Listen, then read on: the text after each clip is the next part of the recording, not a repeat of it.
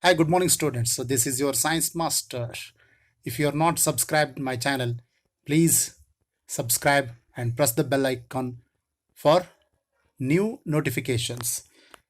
In this video, I have listed some more important questions regarding metals and non-metals. Let us see the questions along with the answers. First one, which of the following metal is most reactive? Your options are option A, aluminium, B, copper, C, silver, and option D, zinc. For this question, you have to recall the reactivity series. In the top of the reactivity series, most reactive metals will be listed. In the moderately reactive one are listed, and finally there is a least reactive metals. Usually the aluminium comes in the top of copper, zinc, and silver. So that is why your correct answer is option A, that is aluminium. Second question, the metal have the highest melting point. So based on the high melting point, earlier the incandescent bulbs are prepared using a metal which is called as tungsten. So in the options given, option A, option B, option A is a silver, option B is a copper, option C is a tungsten, and option D is platinum. So silver, copper, and platinum are not so high melting point, but the tungsten, option C, has a high melting point. So therefore, the correct answer is tungsten. Next question is, which of the following elements would yield basic oxide? You know that what are the acidic oxides and basic oxides. Usually non-metals produces the acidic oxides, whereas metals produces basic oxides when dissolved in the water. Let us see the options. Option A, phosphorus, option B, sodium, option C, nitrogen, and option D is sulfur. Phosphorus, nitrogen, and sulfur are non-metals, whereas sodium is metal. So therefore, the right answer is option B, that is sodium. Sodium yield basic oxide. The most abundant non-metal in the Earth's crust is, the most abundant metal is iron, but here what is asked? Non-metal is asked. Options are chlorine, hydrogen, oxygen, and silicon. Of course, oxygen is about 21% in the atmosphere, but whereas not in the Earth's crust. The option D, that is silicon, is more abundant non-metal which is present in the Earth's crust. It is about 14%. Therefore, the right answer is option D, that is silicon. Which of the non-metal present in liquid state at room temperature? The only one non-metal which is present in the liquid state at room temperature. Here are your options. Option A, iodine. Option B, bromine. Option C, Invar. Invar and duralumin are the alloys. But whereas iodine and the bromine are non-metals. Iodine, you know that it is found in solid state. But whereas bromine is present in the liquid state at room temperature. Hence, the correct answer is bromine, which is present in the liquid state at room temperature. Bromine is a non-metal.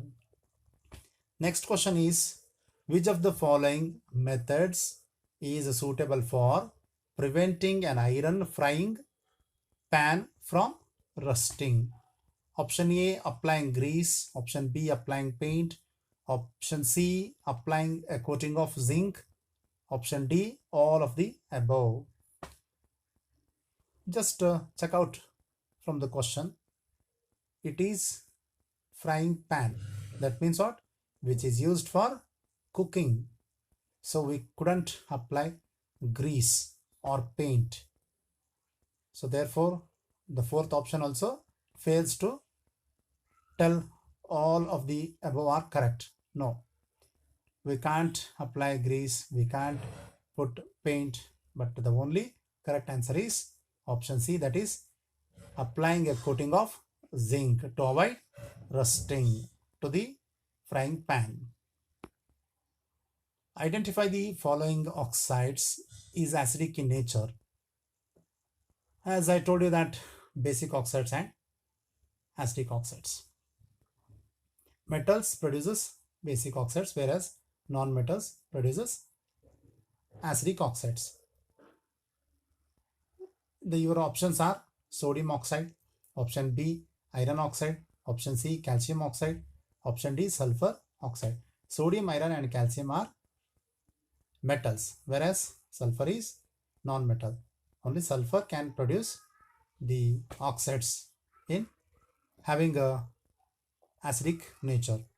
So the correct answer is sulfur oxide, which is acidic in nature. Next question. Food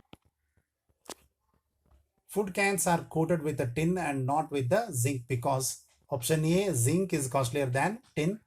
Option B, zinc has a higher melting point than tin. Zinc is more reactive than tin. Option D, zinc is less reactive than tin. So your right answer is zinc is more reactive than tin. Highly reactive metals are reduced by option A, electrolysis, option B, carbon, option C, heating, and option D, refining. So highly reactive metals can be extracted or by reduced only by method which is called as electrolysis. Okay, therefore your right answer is option A, that is electrolysis. Next question. What happens when metals react with the acids? Option A, they produce hydrides. Option B, hydrogen liberates. Option C, water is released. Option D, none. Usually when metals react with the acids, they produce hydrogen gas. Therefore, your right answer is option B, that is hydrogen liberates. What this diagram refers to? Option A, action of water on non-metal. Option B, action of steam on metal. Action of acids on metal.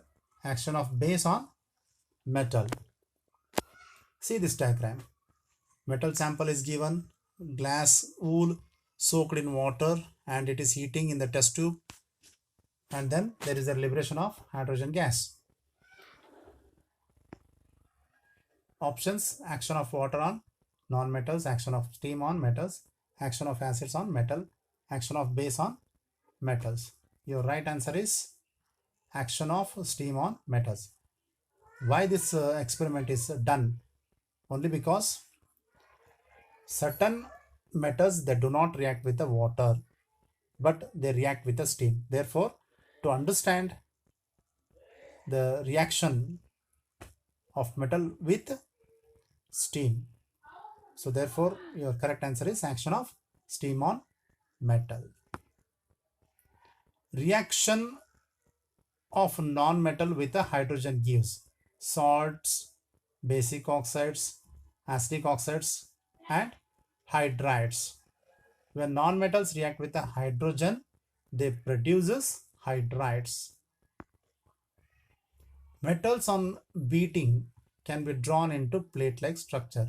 This property is known as option A, ductility, malleability, luster, and melting.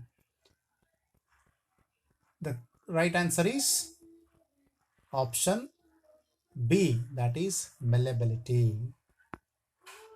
Ionic compounds dissolved in option A kerosene, option B water, option C petrol, and option D other organic solvents. Usually the ionic compounds are made up of ions, and they generally dissolved in the water.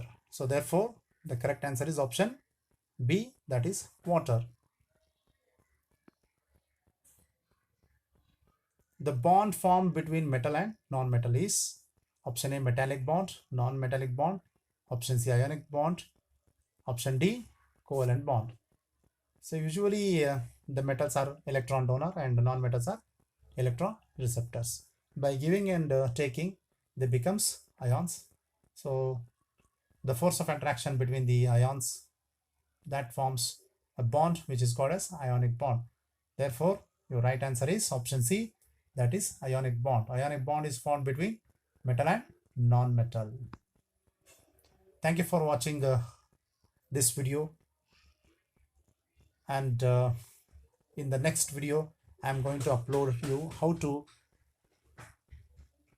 fill the OMR sheet.